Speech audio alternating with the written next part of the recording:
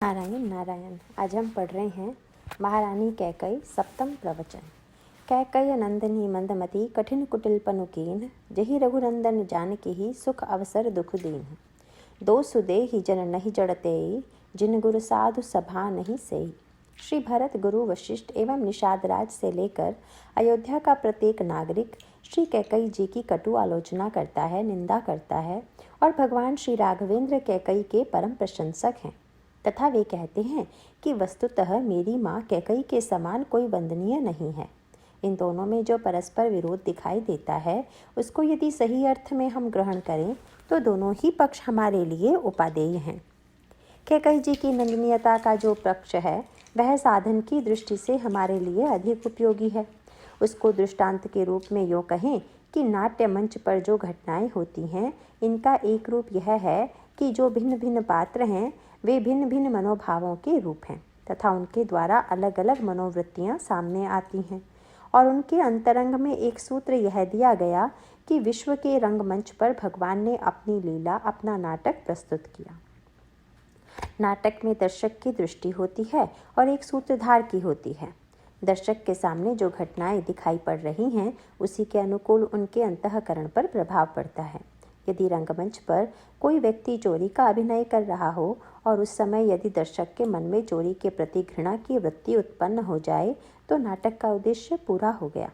यदि यह दिखाया जाए कि जिस व्यक्ति ने चोरी की उसको समाज में निंदा मिली और उसको न्यायालय के द्वारा दंड मिला, तो यह दृश्य देखकर दर्शक को तो यही प्रेरणा लेनी चाहिए कि चोरी निंदनीय है और उसके द्वारा दंड और तिरस्कार मिलता है। यदि दर्शक यह अर्थ ले कि यह जो कुछ हो रहा है वह सब केवल नाटक है, इसका कोई अर्थ नहीं है, तो फिर दर्शक को नाटक का कोई लाभ नहीं मिला। मंच पर जो घटनाएं घट रही हैं उनका उद्देश्य दर्शक को उपदेश देना है और वह संदेश दर्शक ले रहा है। वस्तुतः नाटक का जो सूत्रधार है उसकी दृष्टि अभिनय के विषय में भिन्न प्रकार की होती है। यदि कोई व्यक्ति चोर का अभिनय बहुत बढ़िया निर्वाह करे और पर्दे की आड़ में वह जाए तो रंगमंच का संचालक या सूत्रधार उसको गले से लगा लेगा और पुरस्कार देगा। दोनों की दृष्टियां अलग अलग हैं। दर्शक के मन में तो उसके प्रति धिक्कार की भावना आई और सूत्रधार के मन में उसके प्रति प्रशंसा की वृत्ति आई और उसने उसको गले से लगाया और पुरस्कार दिया। मान लीजिए कोई दर्शक पर्दे की आड़ में उसको गले लगाते देख ले और यदि वह इसका अर्थ यह ले ले कि चोरी बहुत बढ़िया है, तभी तो सूत्रधार इसको गले से लगाता है, तब तो उसने नाटक के उद्देश्य का सर्वनाश ही कर दिया। दर्शक को तो तब भी यही अर्थ लेना चाहिए कि चोरी करने वाले को अवश्य दंड मिलता है, परंतु जो सूत्रधार का सत्य है वह भी अपना एक अलग सत्य है। तो यहाँ पर भी ये दोनों दृष्टियाँ हैं।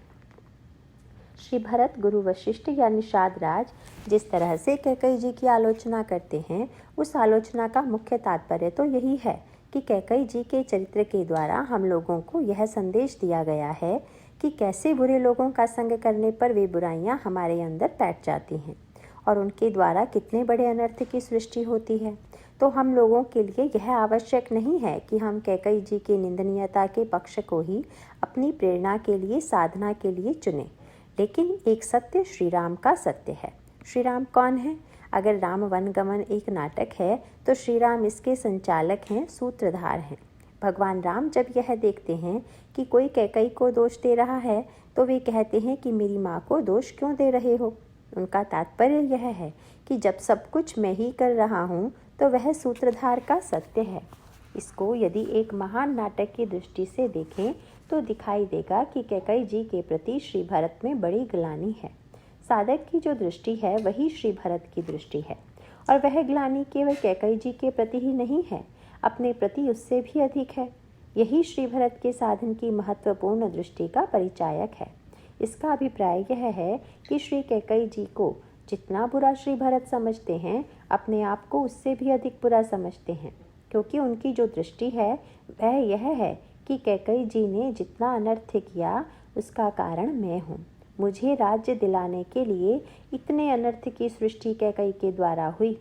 श्री भरत को ऐसा लगता है कि यदि कैकई को ऐसा विश्वास होता कि श्री भरत राज्य नहीं लेंगे और उन घटनाओं से इतना बड़ा अनर्थ होगा तो कभी भी इतना बड़ा अनर्थ न करती। लेकिन मुझे जन्म देने वाली कैकई को यह विश्वास था कि भरत राज्य ले लेगा। जिसने मुझे गर्भ में धारण किया, बाल्यावस्था से मैं जिसके पास रहा, उसके मन में यदि हमारे चरित्र के प्रति यह धारणा है तो यह हमारे चरित्र में कोई ना कोई कमी ही है। अपने चरित्र को कसौटी पर कसने की यह एक महत्तम पद्धति है। महर्षि पतंजलि ने यह कहा कि हमारे मन में अहिंसा आ गई है तो इसका अर्थ यह भी किया जा सकता है कि जो मन, वचन और तन से दूसरे को कष्ट ना पहुंचाए तो वह अहिंसक है। लेकिन उन्होंने कहा कि इस परिभाषा के द्वारा तो कई व्यक्ति ऐसे हैं जो मान लेंगे कि मैं अहिंसा में स्थित हूँ, पर उन्होंने जो कसौटी बनाई वह तो बड़ी बड़ी कसौटी है। उन्होंने कहा कि अहिंसा की पूर्णता अपने जीवन में मानने की एक ही कसौटी है। क्या? तो बताया गया कि यदि हमारे जीवन में अहिंसा की वृत्ति पूरी तरह से आ गई है तो सामने वाले व्यक्ति के मन में भी हिंसा की वृत्ति मिट जानी चाहिए। यदि सामने वाले व्यक्ति के मन में हमारे प्रति हिंसा की वृत्ति है तो इसका अर्थ यह है कि अभी पूरी अहिंसा नहीं आई। यह कसौटी तो बड़ी कड़ी है। अगर हम अपने चरित्र के आधार पर अपनी श्रेष्ठता का निर्णय करें तो यह समझना सरल है, परंतु सामने वाले के आधार पर हम निर्णय करें यह तो बड़ा कठिन है। लेकिन शायद उत्तम साधक के लिए बढ़िया मापदंड तो यही है। ऐसी परिस्थिति में तो जीवन भर साधक को यह लगेगा कि अहिंसा की पूर्णता अभी नहीं हुई है, क्योंकि हिंसा की वृत्ति वाले लोग तो बने ही रहेंगे। इसी प्रकार श्री भरत की कसौटी यह है कि यह मेरे चरित्र में कोई कमी है, मेरे अंतःकरण में ही कोई दोष है। तभी तो मैं कैकेयी जी के हृदय में यह विश्वास उत्पन्न नहीं कर सका कि भरत के मन में त्याग की वृत्ति है। उनके हृदय में यह धारणा बनी हुई थी कि मुझे भी राज्य का लोभ है, इसीलिए सारे अनर्थ का हेतु तो मैं हूँ। यह श्री भरत के सोचने की शैली है। कैकेयी को भी जब वे दोषी मानते हैं तो उसमें भी वे अपने को ही दोष देते हैं और वे यही कहते हैं कि कारण ते कारजु कठिन होई दोषु नहीं मोर, कुलिस अस्थिते उपलते लोह कराल कठोर। श्री भरत कहते हैं कि अगर कैकेयी की अपेक्षा भी मेरा अंतःकरण कठोर है, बुरा है, तो इसमें कोई आश्चर्य की बात नहीं है, क्योंकि जैसे पत्थर की खान से लोहा निकलता है, लेकिन पत्थर की अपेक्षा भी लोहा कठोर होता है। हड्डी के द्वारा वज्र बनाया जाता है, पर हड्डी की अपेक्षा भी वज्र अधिक कठोर है। इसी प्रकार से कैकेयी जी का हृदय पत्थर की तरह है और मेरा हृदय लोहे की तरह है। मैं तो और भी निष्ठुर हूँ, ऐसा श्री भरत का कहना है। इसी तथ्य को लेकर एक बड़ी मीठी भावना है भरत की। श्री भरत अपनी निंदा करते हुए कहते हैं कि मोहि समान को पाप निवासु, और उसका कारण भी बतलाते हैं। जही लगी सिय राम बनवासु। मुझ भरत के कारण अनर्थ हुए कि प्रभु को वन जाना पड़ा, श्री किशोरी जी को वन जाना पड़ा, पिताजी की मृत्यु हुई, मुझसे बुरा कौन होगा। इस प्रकार की दैन्य की वृत्ति लेकर जब श्री भरत महर्षि भारद्वाज के आश्रम में जाते हैं तो वे इतने संकोच में पड़े हुए हैं कि महर्षि भारद्वाज से आंखें नहीं मिला पाते हैं। महर्षि को प्रणाम किया और सिर झुकाकर बैठ गए, पर महर्षि से दृष्टि नहीं मिला रहे हैं। महर्षि श्री भरत की भावना समझ गए और उन्होंने यह चाहा कि किसी प्रकार भरत का संकोच दूर करें। श्री भरत का संकोच यह था कि यदि महर्षि ने यह पूछ दिया कि क्या तुम वही भरत हो कि जिसके लिए श्री राम को वन जाना पड़ा और दशरथ जी की मृत्यु हो गई, तो मैं क्या उत्तर दूंगा। यह संकोच है। इस संकोच को दूर करने के लिए महर्षि चेष्टा कर रहे हैं और उन्होंने कहा कि भरत, मैं तुमसे कुछ नहीं पूछूंगा, क्योंकि हमें सब समाचार मिल चुका है। सुनहु भरत हम सब सुधि पाए। भरत जी को और भी संकोच हुआ कि जब इनको सब मालूम है तो पता नहीं मेरे बारे में ये क्या सोचते हैं, मुझे बड़ी घृणा की दृष्टि से देखते होंगे। भरत संकोच में गड़ गए। महर्षि ने कहा, भरत तुम संकोच मत करो, क्योंकि तुम ग्लानि जिय जनि करहु समझु मातु करतूति, तात कै कही दोषु नहीं गई गिरा मति धूति। ग्लानि तो कैकेयी को होनी चाहिए, क्योंकि जो अनर्थ हुआ वह कैकेयी ने किया है, उसको लज्जा आनी चाहिए। तुमको इतनी लज्जा क्यों आ रही है, यह बात मेरी समझ में नहीं आ रही है। यह सुनकर भी भरत जी की लज्जा दूर नहीं हुई, क्योंकि उनकी भावना यह है कि कैकेयी जी ने जो कुछ किया है वह सब मेरे लिए ही किया है, इसीलिए दोषी मैं हूँ।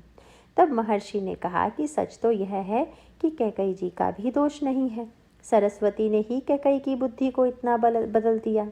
भरत जी को लगा कि मेरा संकोच दूर करने के लिए ही महर्षि सरस्वती के माथे पर दोष मढ़ रहे हैं। परंतु भरत ने आश्चर्य से देखा कि मैंने आज तक तो यह तो सुना था कि सरस्वती बुद्धि शुद्ध करती है, परंतु वे बुद्धि को भ्रष्ट भी करती हैं। यह बात तो मैं पहली बार सुन रहा हूँ। इसीलिए भरत जी ने सोचा कि मेरा संकोच दूर करने के लिए ही महर्षि सरस्वती जी को दोषी बता रहे हैं। फिर महर्षि ने आगे कहा कि नाटक के रंगमंच पर जो दिखाई दे रहे थे वे भरत, कैकेयी एवं मंथरा थे और आगे देखने पर सरस्वती जी दिखाई दे रही थी, परंतु सरस्वती जी की आड़ में कोई और है। सरस्वती ने जो कुछ किया उसका प्रेरक मूल रूप से कौन है? देवताओं के कहने से सरस्वती जी ने कैकेयी जी की बुद्धि बदल दी, यह तो ठीक है, परंतु आगे देवताओं ने प्रार्थना की कि अब जरा भरत की बुद्धि भी बदल दीजिए, क्योंकि आधा काम करना ठीक नहीं है, काम पूरा कीजिए। सरस्वती जी ने देवताओं से कहा कि आप लोगों ने यह सत्य को पहचाना नहीं है, किंतु जो कुछ मैंने किया है यह सब आप लोगों से नहीं किया, आप लोगों के कहने से नहीं किया। मैंने तब कछु कीन्ह राम रुख जाने। महर्षि का तात्पर्य यह है कि कैकेयी की आड़ में मंथरा, मंथरा की आड़ में सरस्वती और सरस्वती की भी आड़ में है सूत्रधार श्री राम। इसीलिए सूत्रधार की दृष्टि से देखा जाए तब तो श्री राम को ही सारा दोष देना पड़ेगा। महर्षि ने कहा कि भरत तुम संकोच मत करो। सूत्रधार ने एक योजना प्रस्तुत की, पर इसका उद्देश्य क्या था? श्री राम जो कैकेयी की प्रशंसा करते हैं वह सूत्रधार की दृष्टि है। श्री राम कहते हैं कि विश्व कल्याण के लिए मैं जिस रूप में घटनाएं करना चाहता था उस रूप में वे घटित हुई। इसीलिए सूत्रधार का सत्य वही है जो श्री राम ने कहा।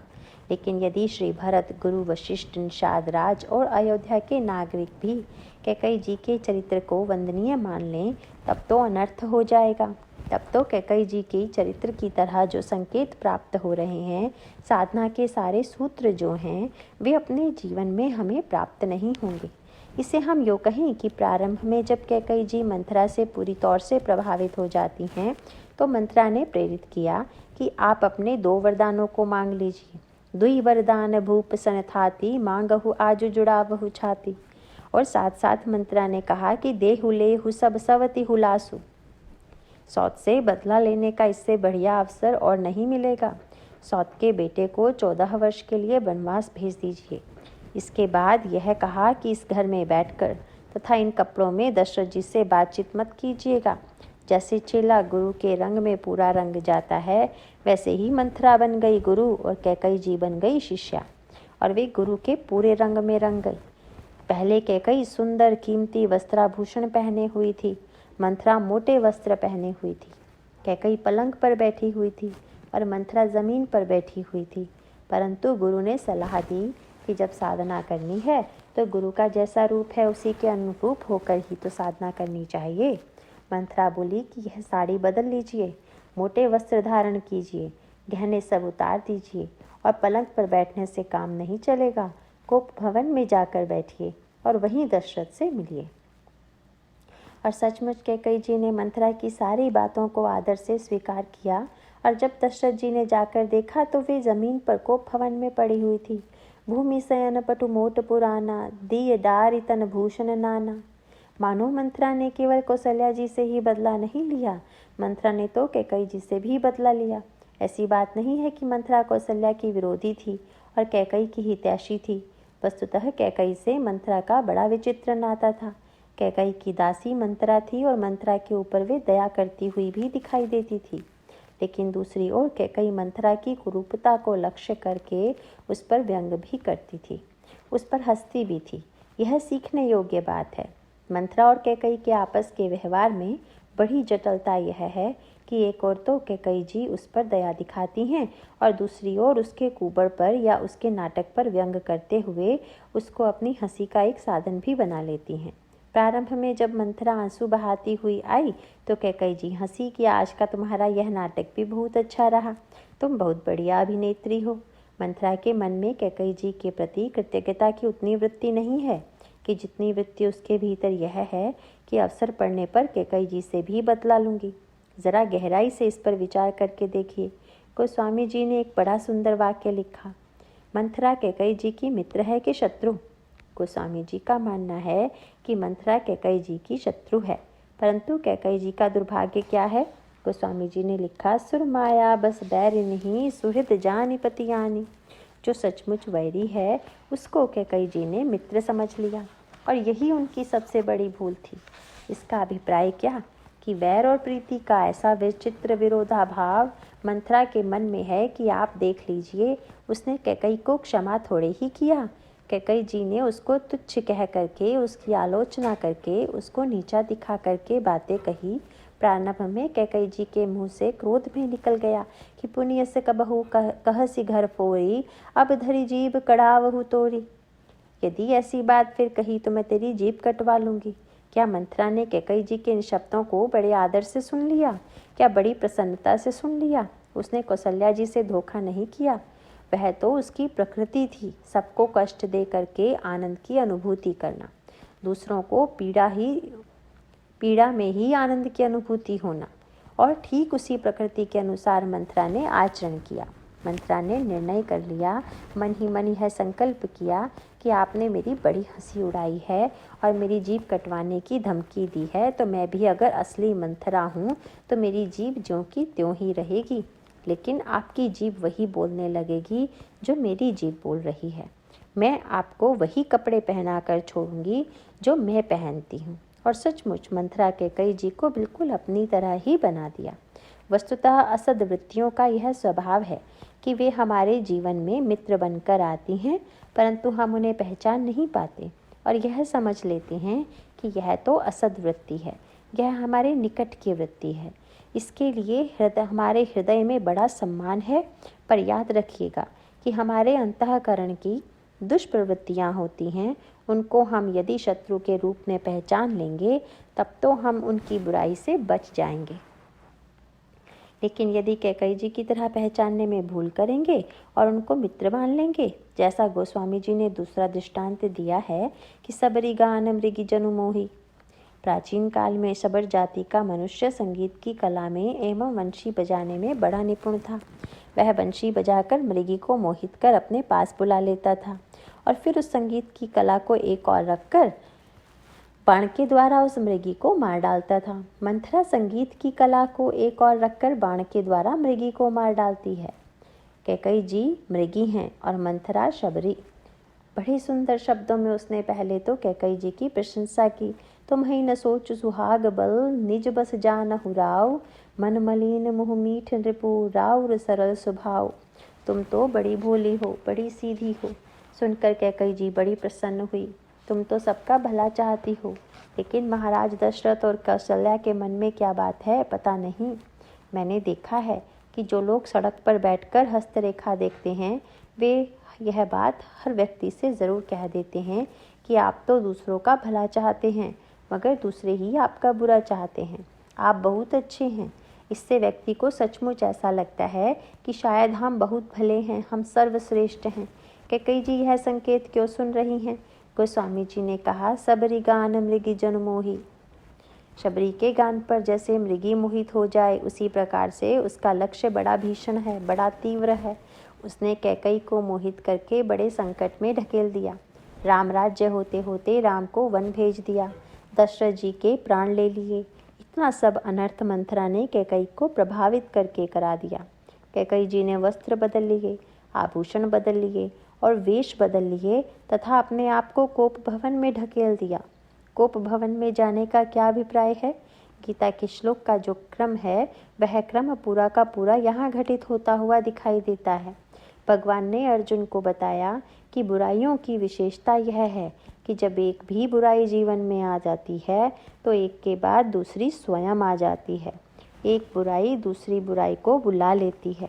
भगवान कृष्ण ने गीता में उनके क्रम का वर्णन किया, उसी के अनुरूप यहाँ भी कैकई जी में परिवर्तन मंथरा के संग ने किया और गीता में भी परिवर्तन का कारण संग ही बताया गया। संगात संजायते कामः, कामात् क्रोधोऽभिजायते। संग के द्वारा मनुष्य के अंतःकरण में कामना उत्पन्न होती है। कामना के बाद क्रोध आता है और फिर क्रोध के बाद सम्मोह आता है। क्रोधात् भवति सम्मोह, सम्मोहात् स्मृतिविभ्रमः, स्मृतिभ्रंशात् बुद्धिनाशो, बुद्धिनाशात् प्रणश्यति। यही पूरा क्रम कैकेयी जी के प्रसंग में दिखाई पड़ता है। गीता का सबसे बढ़िया टीका रामायण है। गीता में जो सत्य संक्षेप में श्लोकों में कहा गया है, वही सत्य रामायण में बड़े विस्तार से भिन्न भिन्न पात्रों के चरित्र द्वारा पूर्ण किया गया है। उपर्युक्त श्लोक का विस्तार आप कैकेयी चरित्र में देख लीजिए। कैकेयी जी ने मंथरा का संग किया। मंथरा ने उनके अंतःकरण में राज्य की कामना उत्पन्न कर दी। कामना ने उनको कोप भवन में भेज दिया। यह बड़ी मनोवैज्ञानिक बात है कि जिसके मन में कामना आएगी वह कोप भवन में बैठे बिना नहीं रहेगा। कामना के साथ यह समस्या है कि कितनी भी कामना पूरी हो जाए, लेकिन कुछ न कुछ कामना तो अधूरी रह ही जाएगी। और ज्यों ज्यों कामना पूर्ति होती जाती है, त्यों त्यों हमारी कामनाएं बढ़ती जाती हैं। यदि कामना पूर्ति होने पर कामना घटती जाए, तब तो जीवन में संतोष वृत्ति का उदय होगा। परंतु जब कामना पूर्ति से कामना और बढ़ती है, तो कामना की भूख बहुत बढ़ जाने पर कामना की पूर्ति में बाधा दिखाई देती है। तब वह सोचता है कि किस कारण से मेरी कामना पूर्ण नहीं हो रही है, और तब जिस व्यक्ति को उसका निमित्त मानता है उसके ऊपर क्रोध आता है। कैकेयी जी को कोप भवन में भेज दिया। इस प्रकार क्रोध आ गया। संग का परिणाम कामना और कामना का परिणाम क्रोध और क्रोधात् भवति सम्मोह। सम्मोह क्या है? सबरी गान मृगी जनुमोही। रामायण में जहाँ पर मन के रोगों का वर्णन किया गया, वहाँ पर यह कहा गया कि मोह सकल व्याधिन कर मूला। मोह का अर्थ है कि जानकर भी हमारा आचरण बुद्धि के प्रतिकूल हो। बीमारी क्यों होती है? व्यक्ति यह जानता है कि यह नहीं खाना चाहिए, ऐसा नहीं करना चाहिए, पर जाने हुए की भी अवहेलना करके व्यक्ति आचरण करता है, तो यह सम्मोह है, अर्थात जान करके व्यवहार न करना। कैकेयी जी के संदर्भ में सम्मोह कितना प्रबल हो गया।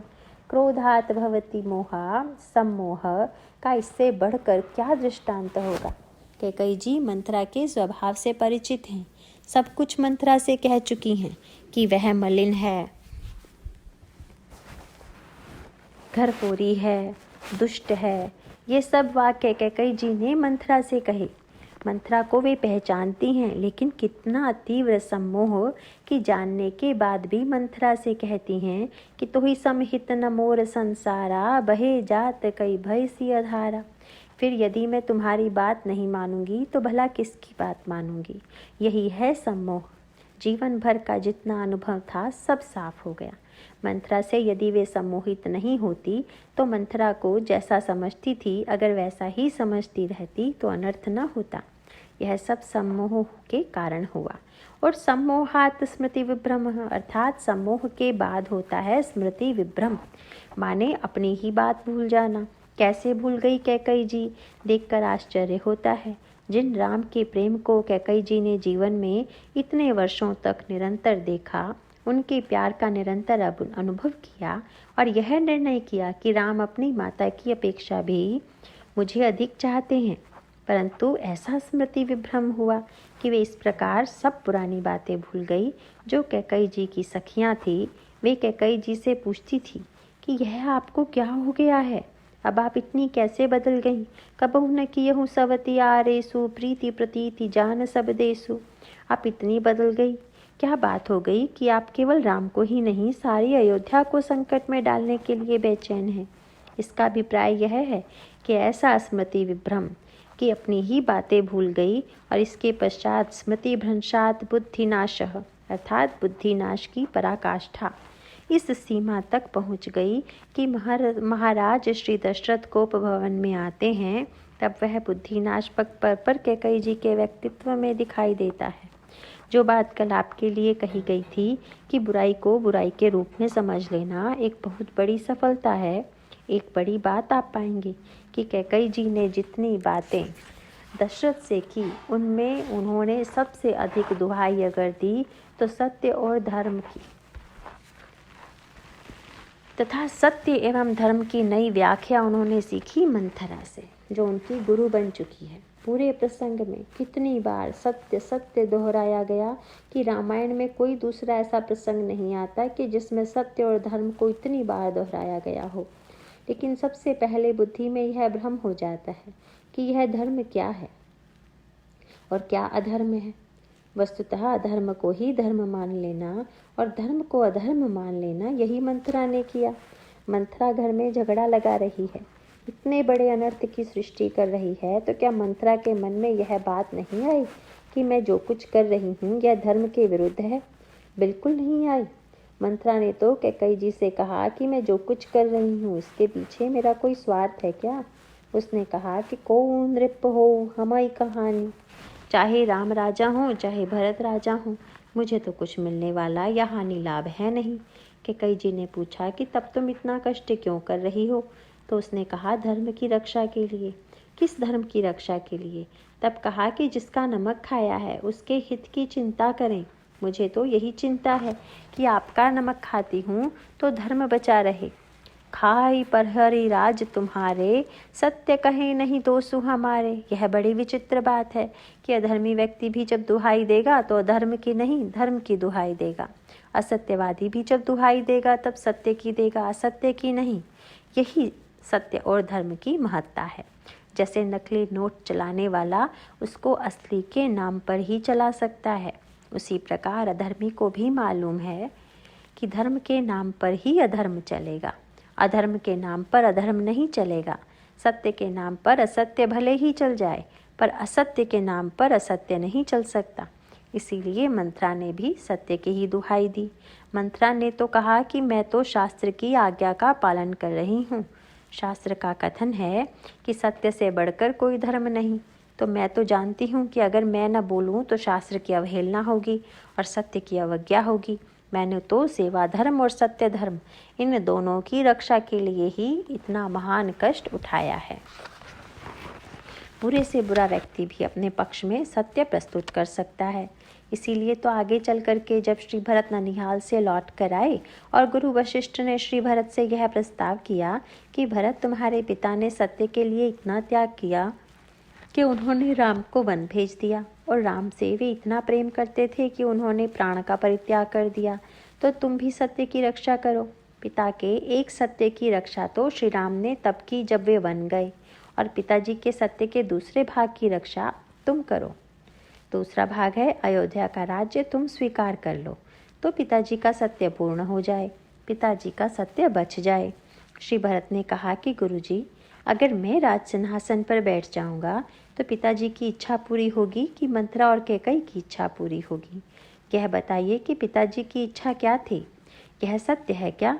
जिस सत्य के नाम पर इतनी प्रवंचना की गई, सत्य की वृत्ति का नाम लेकर लोगों के मन में एक दूसरे के प्रति द्वेष की सृष्टि करना वस्तुतः सत्य नहीं है, यह अकल्याणकारी है। सत्य के नाम पर यह मिथ्य धारणा है। कभी सत्य के नाम पर हमारा अहंकार बोलता है, कभी सत्य के नाम पर हमारी ईर्ष्या बोलती है, और हम सत्य के नाम पर इन वृत्तियों को स्वीकार कर लेते हैं जो मंथरा में दिखाई दे रही हैं। गुरु वशिष्ठ ने कहा कि भरत, तुम राज्य स्वीकार करो। मंत्रियों ने उनका समर्थन किया, और जब गुरुजी को लगा कि भरत राज्य स्वीकार नहीं कर रहे हैं, उनको अच्छा नहीं लग रहा है, तब गुरुजी ने कह दिया कि भरत, एक बार तुम राज्य स्वीकार कर लो और श्री राम के वापस आने पर तुम उनको राज्य वापस कर देना। सौंपे हूँ राम के आए। मंत्री जरा संसारी थे। उन मंत्रियों को लगा कि गुरुजी ने यह वाक्य जोड़ दिया कि 14 वर्ष के बाद राज्य राम को दे देना, पर यदि भरत न देना चाहें तो। इसीलिए उन्होंने प्रस्ताव में संशोधन कर दिया कि रघुपति आई उचित जस तस तब करब बहोरी। तब राम के आने पर आप दोनों निर्णय कर लीजिएगा कि क्या करना है, और वैसे ही कीजिएगा, लेकिन अभी तो आप राज्य स्वीकार कर लीजिए। कौशल्या जी ने भी समर्थन किया। श्री भरत बोलने के लिए खड़े हुए तो उन्होंने पहला वाक्य यही कहा, गुरु पितु मात स्वामी हित बानी, सुनि मन मुदित करई भली जानी, उचित की अनुचित किए विचारू, धर्म जाई सिर पातक भारू। गुरु पिता और माता की वाणी को बिना विचारे मान लेना चाहिए। यह वाक्य जो के भारत के मुख से निकला, अयोध्या के नागरिक समझे कि राज्य स्वीकार करने की भूमिका बांधी जा रही है। जैसे कोई पद स्वीकार करते समय कहे कि मेरी तो इच्छा नहीं थी, लेकिन अब आप सब आग्रह कर रहे हैं तो इनकार कैसे करूं? हम तो आपकी आज्ञा ही सिर माथे चढ़ा रहे हैं। श्री भरत जी ने प्रारंभ में कुछ ऐसी ही बात कही कि गुरु, पिता एवं माता की बात बिना विचारे ही मान लेनी चाहिए, परंतु आगे चलकर देखा गया कि उन्होंने उनकी बात नहीं मानी। क्यों? अगर सचमुच वह पिताजी की आज्ञा होती तो मैं मान लेता, परंतु पिताजी की तो आज्ञा सचमुच यह थी कि श्री राम को यह सूचना दीजिए कि कल श्री राम सिंहासन पर बैठेंगे। वस्तुतः पिताजी तो यही चाहते थे कि श्री राम सिंहासन पर बैठें, लेकिन मंथरा और कैकेयी ने षड्यंत्र करके तथा सत्य और धर्म की दुहाई देकर बलात् कहला दिया कि राज्य भरत को दे दो। तो फिर पिताजी को मन में जो था वह सत्य है कि कैकेयी और मंथरा ने जो कहलवा दिया वह सत्य है? दोनों में से किस बात को मानना धर्म है और किसको मानना अधर्म है? मंथरा की जो दृष्टि है वह तो है सत्य और धर्म की दुहाई। और आगे चलकर मंथरा से दीक्षा लेकर के कैकेयी जी ने महाराज दशरथ से जो बातचीत की तो उन्होंने भी बार बार यही दुहाई दी। दशरथ जी की भाषा में तो श्रृंगार था। उन्होंने कहा कि बार बार कह राव सुमुखी सुलोचनी पचनी, कारण मोहि सुनाओ गजगामिनी निज कोप कर। वे तो प्रसन्न वदन से चेष्टा कर रहे हैं। तब कैकेयी जी ने भूमिका बांधकर दशरथ जी से पूछा कि सबसे बड़ा धर्म कौन सा है? दशरथ जी को लगा कि मैं तो सोच रहा था कि श्रृंगार का वार्तालाप होगा, मगर यहाँ तो धर्म की व्याख्या प्रारंभ हो गई। पर धर्म की व्याख्या का उद्देश्य कितना भयानक था। उत्तर में महाराज श्री दशरथ ने कहा कि सत्य। उन्होंने कहा कि सत्य तो संसार में सबके लिए धर्म है, परंतु हमारे तो कुल की परंपरा ही यह है कि रघुकुल रीत सदा चली आई, प्राण जाहु वर वचन न जाई। हमारे कुल में तो चाहे प्राण चला जाए पर वचन नहीं जाने दिया जाता। सत्य से बढ़कर हमारे कुल में कोई वस्तु है ही नहीं। कैकेयी जी ने कहा कि महाराज, बड़ा सुंदर सुअवसर आ गया है कि आपके कुल का जो सबसे बड़ा धर्म है उसी का पालन मैं आपसे करवाना चाहती हूँ। आप उसका पालन कीजिए। और फिर धर्म की कैसी विकृत व्याख्या कैकेयी जी ने कर दी। जैसे मंथरा ने अधर्म को धर्म समझ लिया, स्वार्थ वृत्ति ने को सेवा वृत्ति मान लिया, निंदा करने को सत्य मान लिया, उसी प्रकार से कैकेयी जी ने भी जो सत्य की व्याख्या की वह क्या थी? कैकेयी जी ने पूछा कि धर्म के कितने चरण हैं? दशरथ जी ने कहा कि 4 चरण हैं, सत्य, तप, दान, दया। तब कैकेयी जी ने कहा कि जीवन में इनमें से एक को ही पूरा करने का अवसर आता है, पर मैंने तो आपसे ऐसा वरदान मांगा है जिससे ये चारों पूरे हो जाएंगे। सबसे पहला चरण सत्य है, तो जिस समय आप सत्य के लिए इतना बड़ा त्याग करेंगे तब सत्य का चरण प्रतिष्ठित हो जाएगा। जब राम 14 वर्ष के लिए वन में जाकर तपस्या करेंगे तो धर्म का दूसरा चरण जो तप है उसकी भी रक्षा हो जाएगी। धर्म का तीसरा चरण है दया और चौथा चरण दान है। तो दया आप मेरे ऊपर कीजिए और दान में राज्य भरत को दे दीजिए। इस प्रकार धर्म के चारों चरण पूरे हो जाएंगे। इस व्याख्या से तो लगता तो यही है कि धर्म के चारों चरण पूरे हो गए, परंतु यदि समाज में कोई धर्म की ऐसी व्याख्या करे तो क्या होगा? होता तो यही है, हम लोग भी ऐसा ही करते हैं। कैकेयी और मंथरा हम लोगों से दूर नहीं हैं। हम लोग कैकेयी और मंथरा की आलोचना चाहे कितनी भी करें, परंतु हम लोगों की सोचने की पद्धति भी वही है जो कैकेयी और मंथरा के जीवन में दिखाई देती है। कैकेयी ने जो कहा उसका क्या अर्थ हुआ? धर्म के 4 चरण सत्य, तपस्या, दान और दया, ये तो बिल्कुल ठीक है। जैसे गाय के 4 चरण होते हैं, 2 आगे और 2 पीछे, उसी प्रकार से धर्म के 4 चरण हैं, उनमें निर्णय कीजिए। स्वार्थी व्यक्ति जब धर्म की व्याख्या करता है तो कहता है कि सत्य और तप धर्म तो हैं, परंतु सत्य और तप दूसरों के लिए हैं और दान और दया हमारे लिए हैं। धर्म की ऐसी व्याख्या की जाएगी तो संसार के जितने स्वार्थी लोग हैं वे तो यही चाहते हैं कि दूसरे लोग सत्यवादी और तपस्वी बने और हम चाहें जैसे रहें, पर दान और दया हमको मिलती रहे। परंतु धर्म के इन चारों चरणों के असली स्वरूप को श्री राम और श्री भरत ने अपने चरित्र के द्वारा समाज के सामने प्रकट किया। श्री राम की दृष्टि तो अपनी दृष्टि है। महाराज श्री दशरथ ने कैकई की व्याख्या सुनकर अपना सिर पकड़ लिया।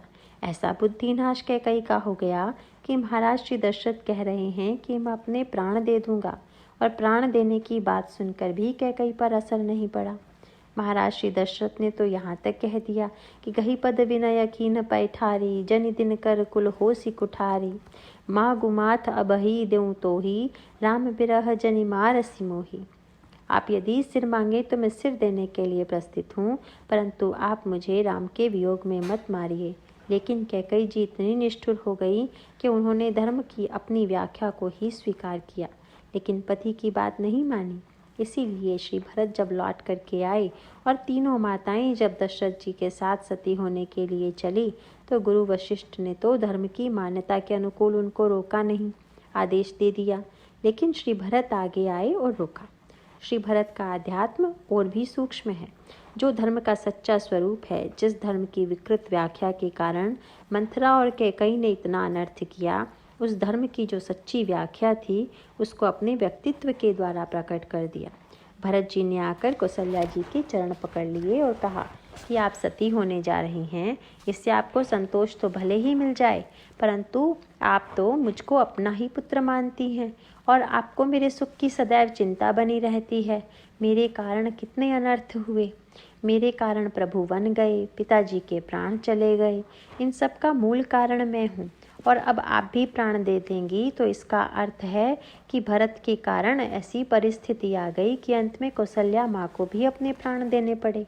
मेरे सिर पर पिता के प्राण लेने का कलंक और पाप का बोझ तो है ही, तो माँ क्या आप मेरे बोझ को हल्का करना चाहेंगी या मेरे ऊपर कलंक का और बोझ लाद देंगी? तब माँ ने कहा कि अच्छा भरत, तुम जो बात कहते हो उसे मैं स्वीकार करती हूँ और मैं जीवित रहने की चेष्टा करूँगी तथा श्री राम के लौटने की प्रतीक्षा करूँगी। तुम्हारे अंतःकरण में जो संकल्प है उसकी पूर्ति में मैं सहयोग दूंगी। फिर श्री भरत ने सुमित्रा अम्बा के चरणों को पकड़कर कहा कि माँ, क्या आप सती होना चाहती हैं? धर्म की दृष्टि से सती होने का बड़ा महत्व बताया गया है, लेकिन आप तो उससे ऊपर हैं। आपने अपने पुत्र को शरीर की दृष्टि से ऊपर उठा करके दीक्षा दे दी कि तात तुम्हारी मातु बैदई, पिता राम सब भांति स्नेही। राम ही सब कुछ है। जीवन में पातिव्रत धर्म का भी चरम फल तो ईश्वर की प्राप्ति ही है, और राम तो आप साक्षात ईश्वर के रूप में जानती हैं, तथा अपने पुत्र को आपने उनकी सेवा के लिए भेज दिया एवं उस महान धर्म को छोड़ करके आज आप एक साधारण धर्म का निर्वाह करने जा रही हैं। मुझे तो नहीं लगता है कि यह आपके अनुकूल होगा। सुमित्रा अम्बा ने भी तत्काल भरत की बात को स्वीकार कर लिया, पर श्री भरत जब कैकई के पास गए तो आश्चर्य से मुँह देखने लगे। कुछ देर तो श्री भरत बोले ही नहीं। कैकई जी ने जिज्ञासा भरी दृष्टि से भरत की ओर देखा। श्री भरत को आश्चर्य हो रहा है कि कैकई जी भी सती होना चाहती हैं। धर्म का बड़ा विचित्र अर्थ लिया उन्होंने। क्या पहले तो वरदान मांग करके स्वयं अपना प्राण बचाने की चेष्टा की, और अब स्वयं अपना प्राण देने के लिए प्रस्तुत हैं। क्या धर्म का यही रूप है? कोई स्त्री पति के कल्याण के लिए हरतालिका का व्रत करे और पति से खूब झगड़ा करके पति को घर से बाहर निकाल करे और यह कहे कि मैं तो पति की रक्षा के लिए महान पतिव्रत धर्म का पालन कर रही हूँ, तो इससे बढ़कर के अधर्म क्या होगा? क्या जीते जी धर्म का पालन किया जाए? कबीर दास जी ने किसी पर व्यंग किया। उनको पता चला कि अमुक व्यक्ति पिता की हड्डी लेकर त्रिवेणी, प्रयाग या हरिद्वार जा रहे हैं। कबीर को पता था कि अपने पिता से जब तक वे जीवित थे सदा लड़ते ही रहते थे। तब उन्होंने कहा कि वह इससे बढ़कर धर्म क्या होगा कि जियत बाप से दंगम दंगा, मरे हाड़ पहुँचाए गंगा। जब तक पिताजी जीवित रहे उनके साथ दंगा करते रहे और मरने पर हाड़ गंगा जी पहुँचा करके श्रद्धा दिखला रहे हैं। अरे, श्राद्ध तो मरने के बाद किया जाता है, परंतु श्रद्धा तो जीवन में की जाती है। यदि जीवन काल में श्रद्धा नहीं है तो मरने के बाद श्राद्ध की क्या आवश्यकता है? अरे, यह तो कैकई के हाथ में था कि महाराज दशरथ के प्राण न जाते, परंतु कैकई जी ने दशरथ के प्राण तो जाने दिए और उसके पश्चात सती होने की चेष्टा कर रही हैं। मानो कैकई की वृत्ति क्या थी। जब कैकई जी के प्रति समाज में बड़ी विपरीत भावना फैल गई और श्री भरत ने बोलना बंद कर दिया, माँ कहना बंद कर दिया, तब कैकई जी के मन में बड़ा क्षोभ हुआ और उनके मन में स्वयं यह भावना जगी कि मैं अब अपना कलंक कैसे धोऊं। तब उनको ऐसा लगा कि जो स्त्रियां पति के साथ सती हो जाती हैं उनकी समाज में बड़ी पूजा होती है और लोग उनको बड़ा सम्मान देते हैं। यदि मैं सती हो जाऊंगी तो लोग मेरे पुराने कलंक को भूल जाएंगे और लोग मेरी भी पूजा करने लगेंगे। सती होने की भावना के पीछे यदि पति से सच्चा प्रेम होता तब तो महाराज श्री दशरथ ने जब चरणों पर सिर रख दिया था तब वे उनकी बात मान जाती, परंतु जो भावना और उद्देश्य लेकर वे सती होने चली थी तब धर्म का वही अर्थ अर्थात क्रिया का बहिरंग रूप ही था। धर्म का एक पक्ष बहिरंग क्रिया है और धर्म का दूसरा पक्ष है क्रिया के पीछे का भाव उद्देश्य। जैसे शरीर और प्राण है, शरीर का महत्व है लेकिन तभी तक जब तक शरीर में प्राण सक्रिय हों। अगर प्राण ही न हो तो शरीर का क्या महत्व। सती होने के पीछे जो त्याग की भावना है और पति के प्रति इतना प्रेम के वियोग में एक क्षण के लिए भी जीवन असंभव लग रहा है, वह वृत्ति है तब तो ठीक है। लेकिन यदि पूजा पाने की वृत्ति से या अपना कलंक मिटाने की वृत्ति से सती की चेष्टा की जाए इच्छा की तो कैकई जी ने फिर वह भूल की। लेकिन श्री भरत जी ने कैकई जी को यह भूल नहीं करने दी। भरत जी ने कैकई जी से कहा कि वे दो माताएं सती होना चाहती हैं, यह तो मैं समझ गया। आप क्यों सती होना चाहती हैं यह मेरी बुद्धि से परे है। जो कुछ हुआ वह सब आपके कारण हुआ, इसीलिए आप किस बात पर दुखी हो रही हैं। और एक दूसरी बात भरत जी ने यही कही कि इसका अंतिम परिणाम क्या होगा, आपने सोचा। श्री भरत ने कठोर आक्षेप करते हुए कैकई जी से कहा कि शास्त्रों का कथन है कि जो स्त्री सती होती है वह पति के लोक में जाती है, तो अब महाराज श्री दशरथ को और कष्ट देना बाकी है क्या, जिसके लिए उनके पास परलोक में भी जाना चाहती हैं। श्री दशरथ के जीवन में आया है कि वे कैकई जी के महल से निकलकर कौशल्या जी के महल में चले गए। इसका आध्यात्मिक अभिप्राय यह है कि महाराज श्री दशरथ मूर्तिमान वेद हैं।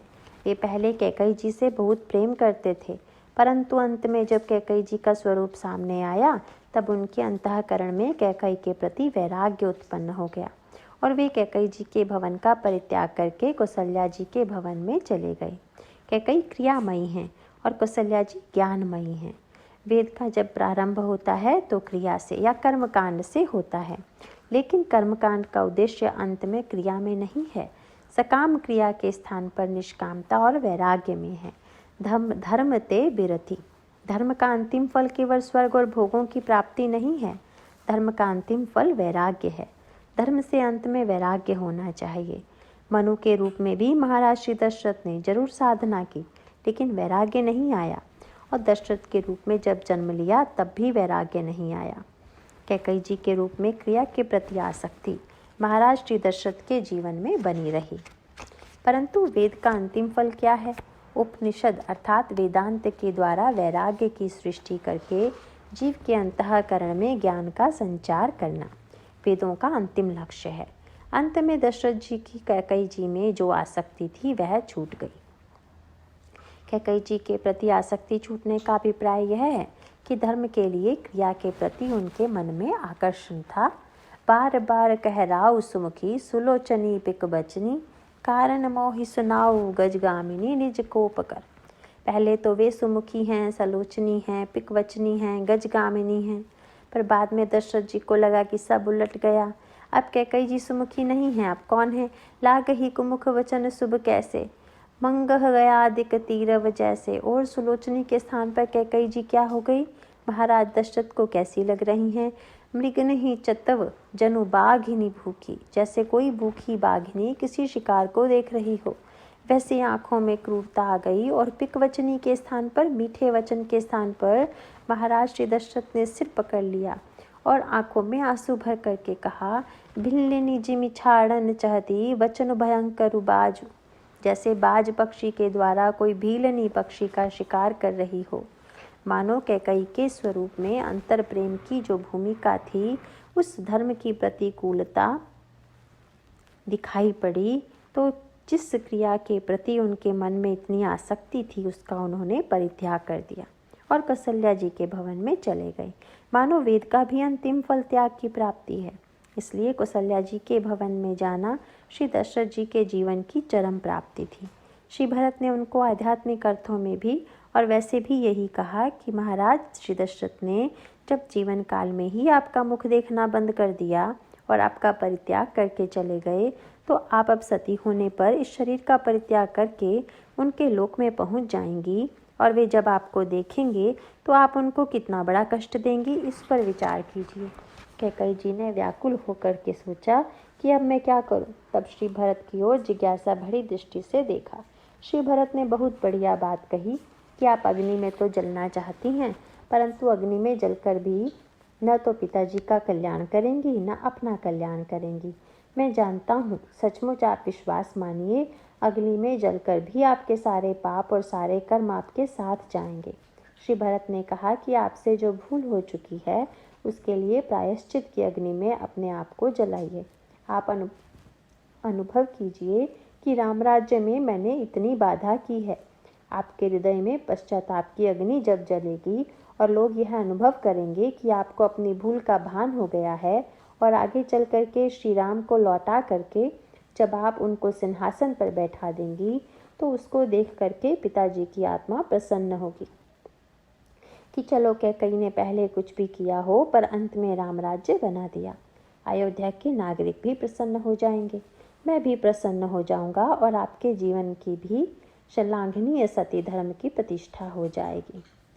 अतः आपकी बुद्धि में जो विभ्रम आ गया था, अंत में आपने उसको पश्चाताप की अग्नि में जला करके शुद्ध बना दिया। इस प्रकार से कैकेयी और मंथरा के अंतःकरण में जो धर्म की विकृति आ गई थी, उसको उन्हीं के पुत्र श्री भरत ने अपने व्यक्तित्व के द्वारा बदल दिया। भगवान राम की जो प्रशंसा है वह सूत्रधार की प्रशंसा है, परंतु साधना क्रम की दृष्टि से जहाँ हमें साधना क्रम सीखना है तो यह जानना होगा कि किस तरह से कैकेयी के जीवन में धर्म की विकृत व्याख्या आई। धर्म की यह विकृत व्याख्या हमारे जीवन में आएगी तो अकल्याणकारी ही होगी। फिर श्री भरत के द्वारा किस तरह से क्रिया दोषों को दूर किया जाता है, इसकी चर्चा अगले प्रवचन में की जाएगी। नारायण नारायण।